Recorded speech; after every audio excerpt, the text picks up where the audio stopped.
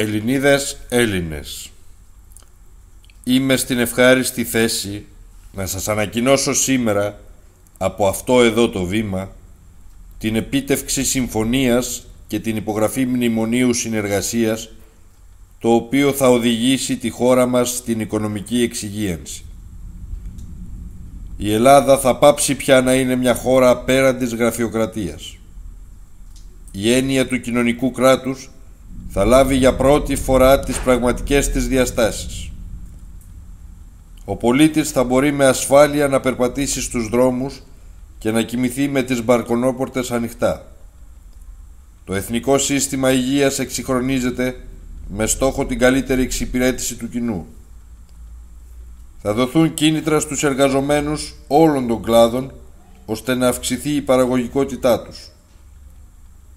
Όλοι οι Έλληνες πολίτες θα είναι ίσοι απέναντι στον νόμο.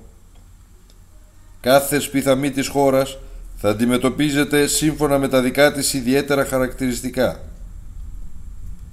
Η παραμεθόριος θα ενισχυθεί.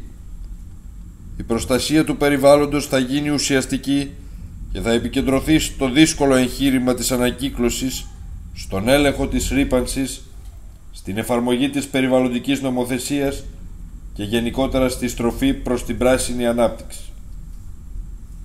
Θα δοθεί ιδιαίτερη βαρύτητα στην παιδεία, καθώς όλοι έχουν δικαίωμα για σωστή και δωρεάν μόρφωση. Θα σταματήσει το φαινόμενο της οικογενειοκρατίας των πανεπιστημίων και των κομμάτων. Θα γίνουν έργα και ο τόπος μας θα αλλάξει προς το καλύτερο. Ο πολιτισμός θα ανθίσει. Κι αν ποτέ σταματήσω να λέω ψέματα, θα γίνω κι εγώ αληθινός άνθρωπος.